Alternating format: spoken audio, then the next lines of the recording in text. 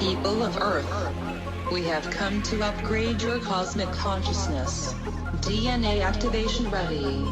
In 3, 2, 1.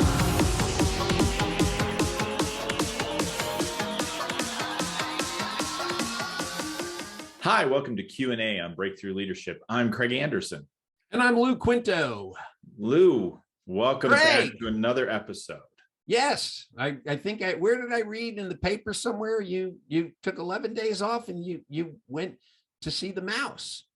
I did take 11 days off and I did go to see the mouse and it was fabulous. And what are the crowds like there? Crowded. Really? Very crowded. Yeah. Masked and crowded or just crowded? What masked and crowded? You have to wear your mask indoors at Disney. Indoors, but outside you when waiting in line, when you're packed in close to people, you don't need to wear a mask because you're outside. When you go inside the building, mask okay. And on mask the ride. On. Okay. Or you don't get on the ride? Let's see. They tell you to put it on. If you take it off on the ride, they won't print your picture for you. Oh, darn. Yes. So, okay. All right. Yes, but it was great to take some time off and shut down from work for a while and coming back strong, ready to talk more about 2022 here as we wrap up 22, kind of looking into the future of 2022 now that we're immersed into it. So today is the first part of a two-part series we're going to jump into here around some trends for 2022. This week in this episode, we're going to be talking about employee-centric trends.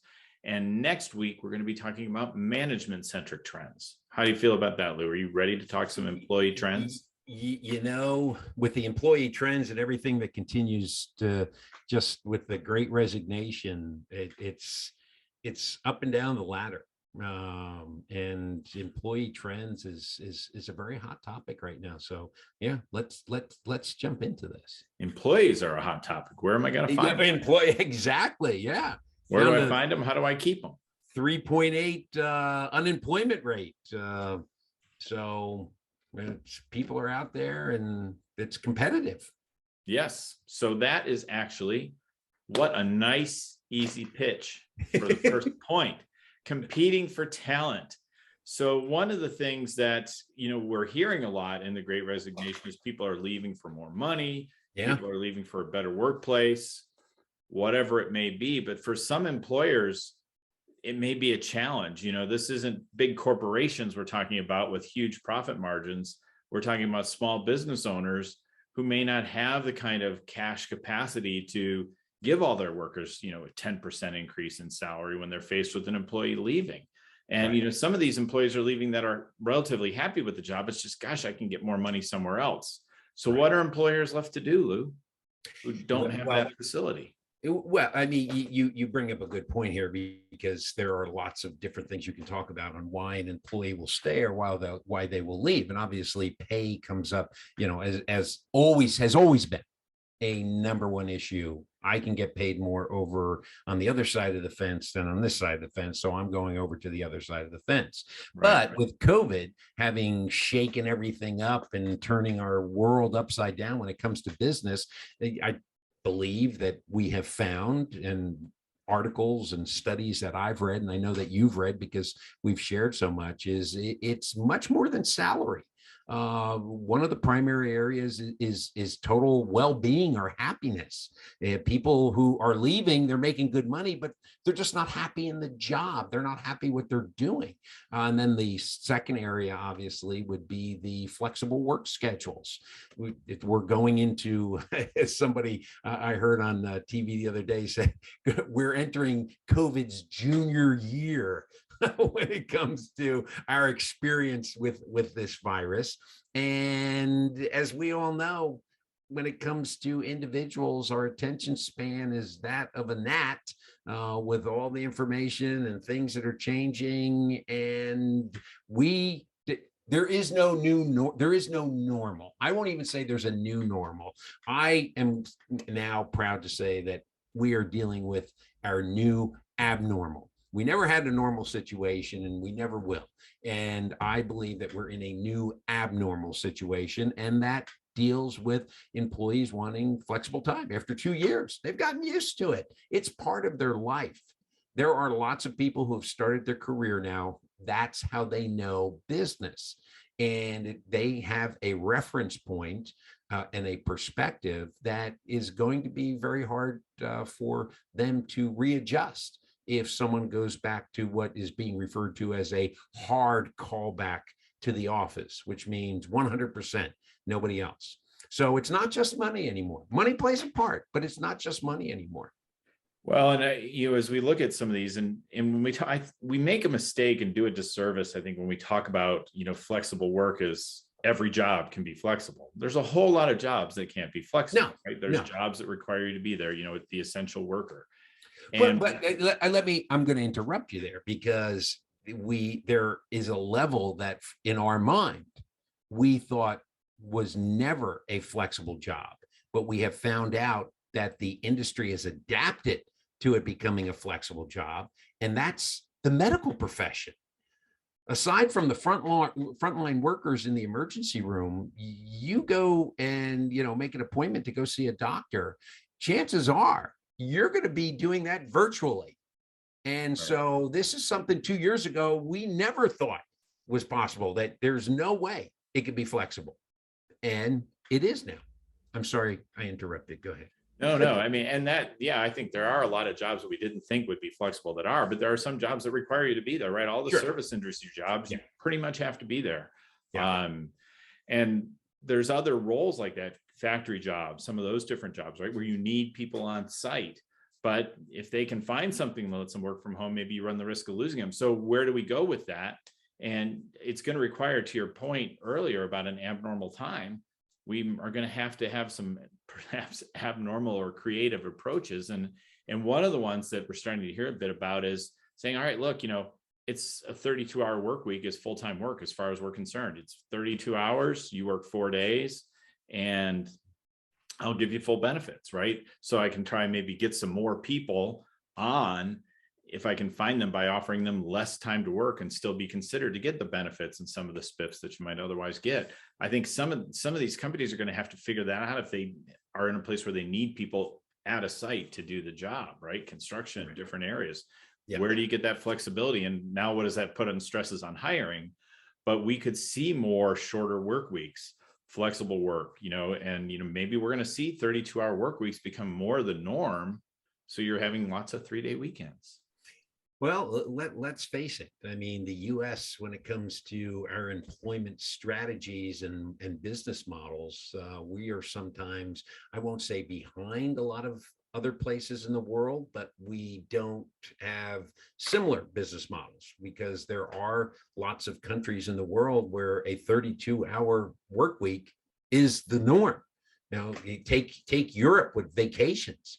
In the U.S., you're given 2 weeks, 3 weeks, depending on your tenure, you may even get 4 weeks. Never would anyone consider taking all of that time off at one time, or even half of that time at one time. They take it in bite-sized pieces. We're in Europe. I mean, they get 4 weeks vacation. They're gone June 30th. They don't come back until August 1st. And their businesses thrive over there.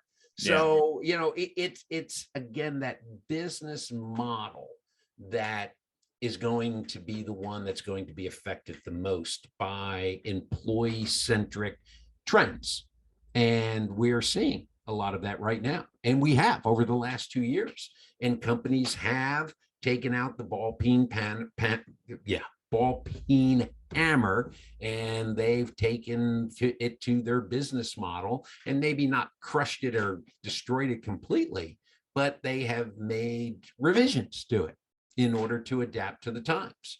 And so we've talked about it in previous episodes and with previous guests, where, we've seen so much business change in the last 2 years that probably we wouldn't have seen in 10, 12, 15 years. And I only see that continuing to happen.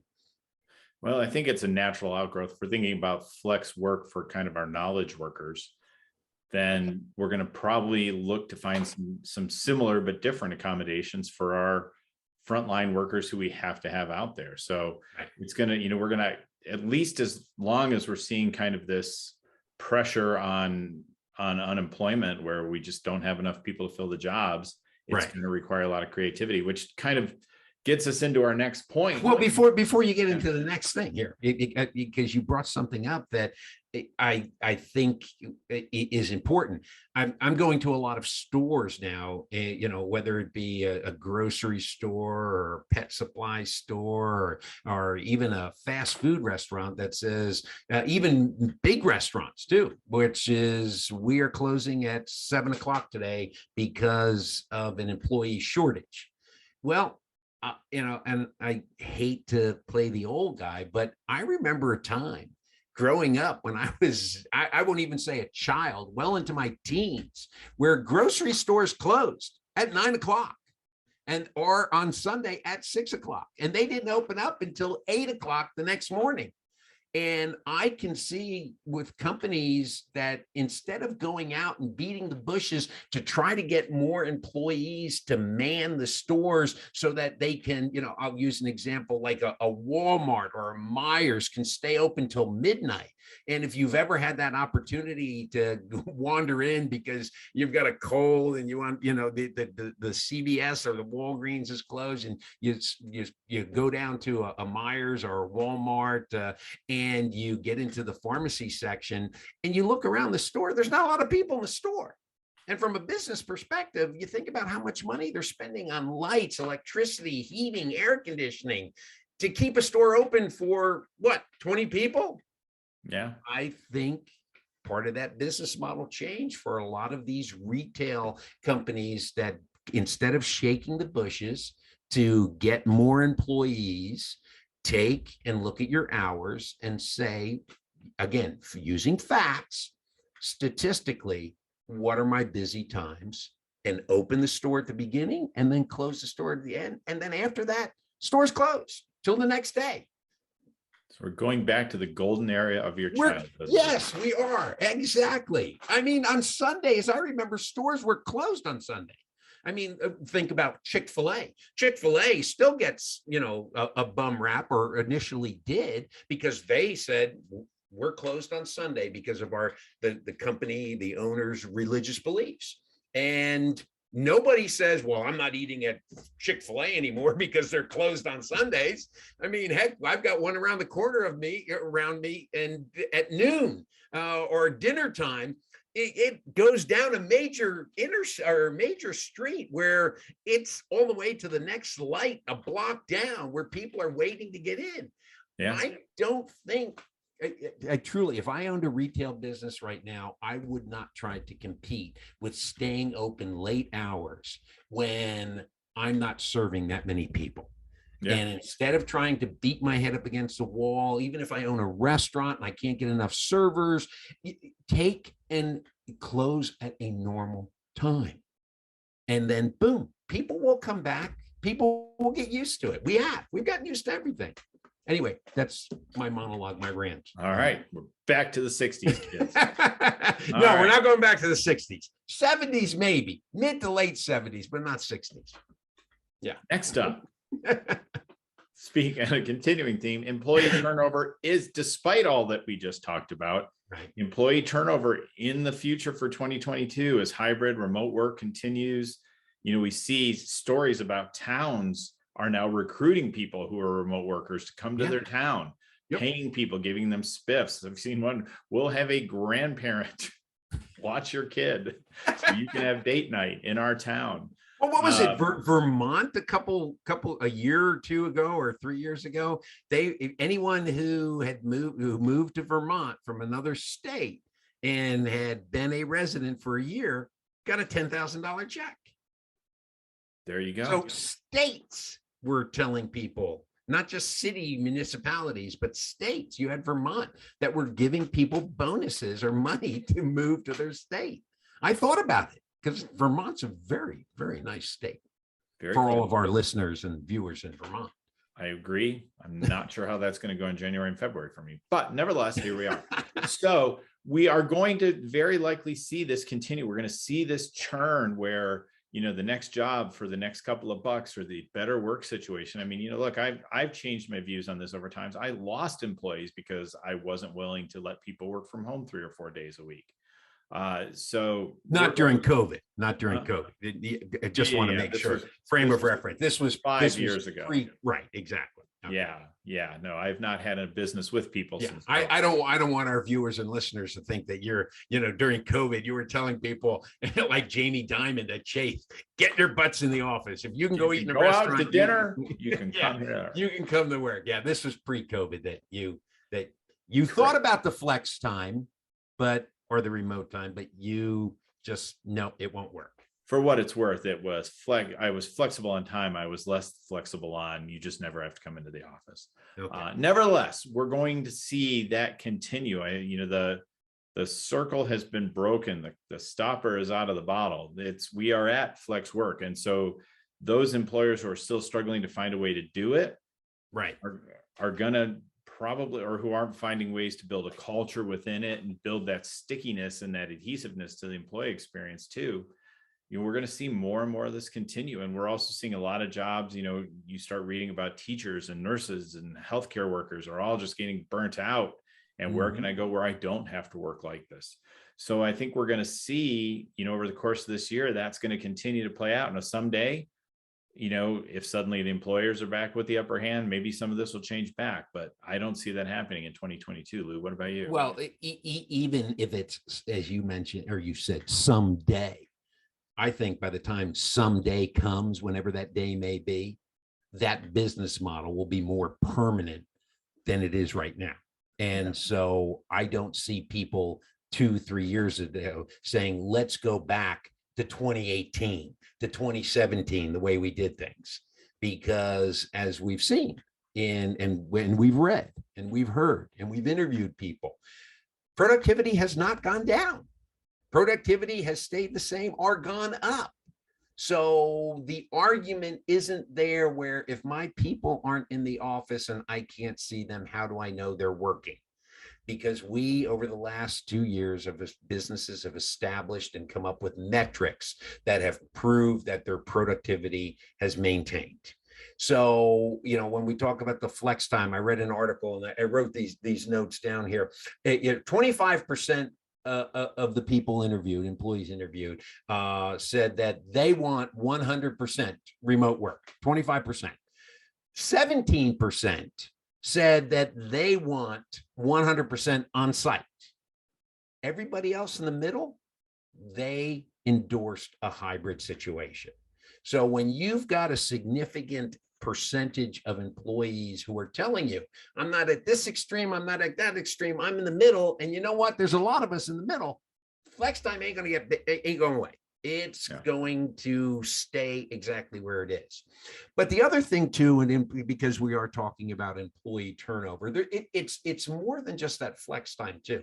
In a lot of the things that I'm seeing and reading, we've got a generation of new leaders coming in who are looking at companies to be more than just, it's my job, it's my career. And they are investigating and looking at companies and asking themselves, how socially responsible is the company that I'm joining? And when I say socially responsible, they're looking at things as the DEI programs, the diversity and the equity and the inclusion programs. They're looking at how is that company working and dealing with climate change. They're looking at all different types of ways that make the community better. If your company makes the community better, then these new leaders are going to want to work for that company. But if you've got a company where your culture or the company values are not community responsible, and they may be community responsible, but they're not matching up with this new generation of employee future leaders is going to be, then there's going to constantly be turnover. Because if I didn't do my homework coming in, once I get in there for a year, 2 years, I'm seeing how the company actually is, and I'm saying I'm out.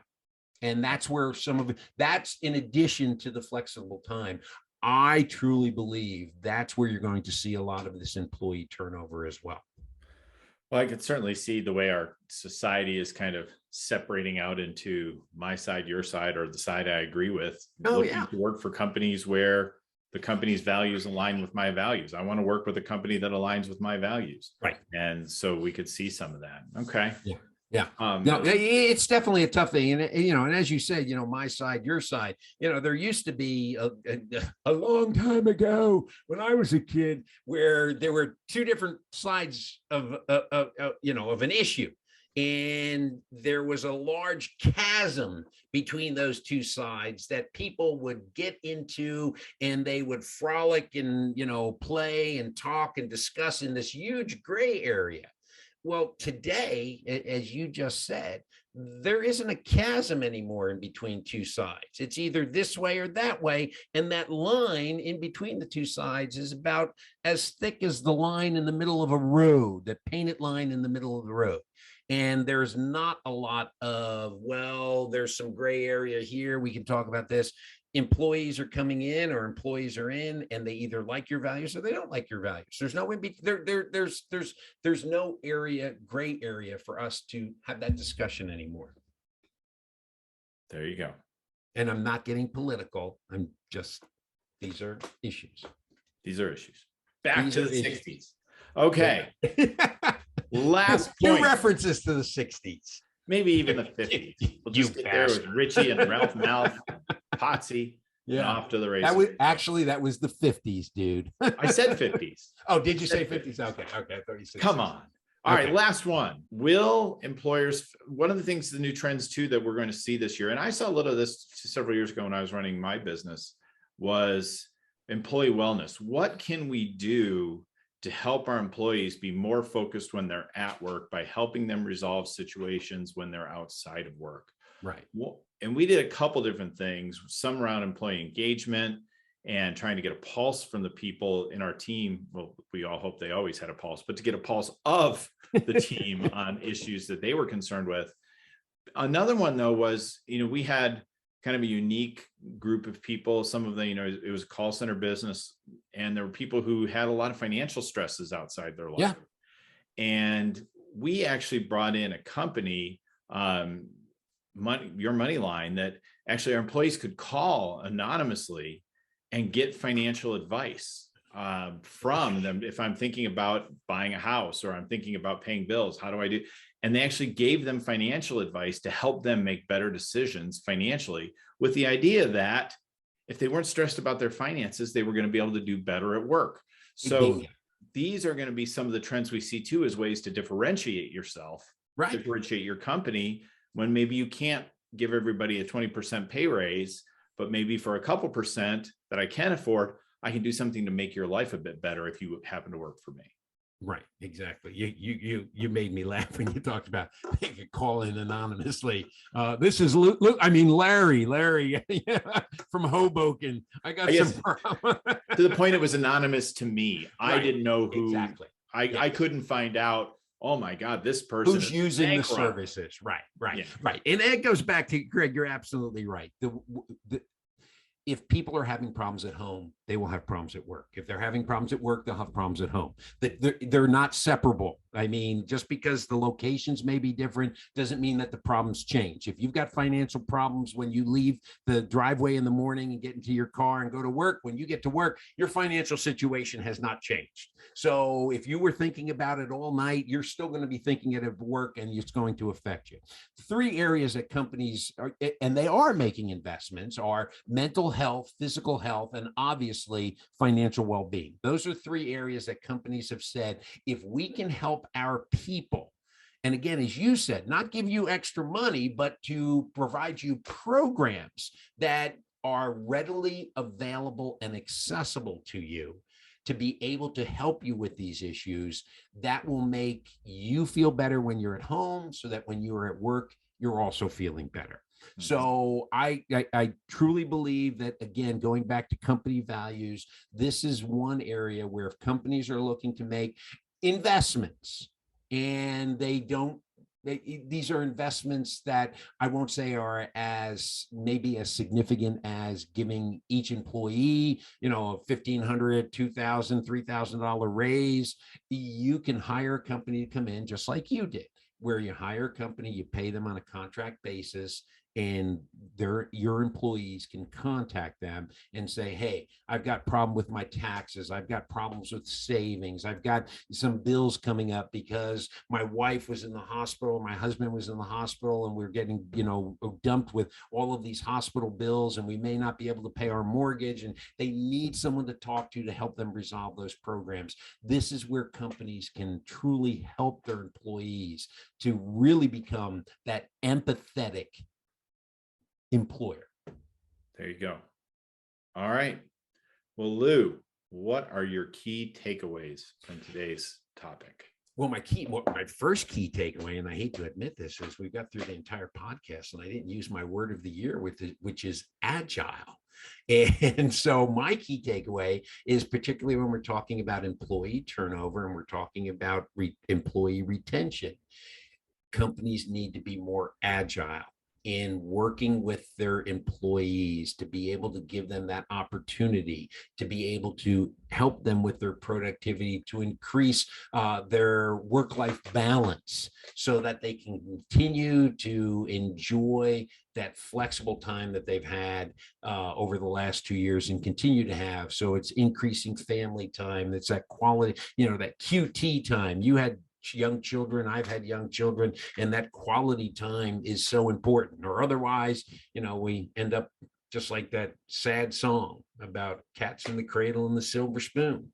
And before you know it, kids grown up and they're just like you, doing the same thing. So that's my key takeaway. That's your key takeaway. Well, that's my key takeaway. All right. Well, what's your key takeaway? My key takeaway is the disruption is going to continue in the workplace over the course of 2022. I know we have started these changes over the last couple of years, lots of disruption in the employee experience, employer experience, and I don't know that we've settled out, to your point earlier about to what a new normal is. I don't think we know yet what the new normal is going to be, but I think these trends that we've outlined are definitely the direction that we're headed. So, all right, why don't you take us out, Lou? All right. Well, we hope that you've enjoyed our conversation today, talking about employee-centric trends for 2022, and listening to Craig's thoughts and my thoughts, which are all backed up by good research. And make sure that we throw that in there. They're not just off at the top of our heads. But we hope you've enjoyed it. If you did, please like, share, subscribe to us on LinkedIn, on Facebook, on YouTube, and we are available on all of your major podcast platforms. So until next time, keep your hands washed, keep your distance, do whatever you need to do to stay away from that virus. I'm Lou Quinto. And I'm Craig Anderson.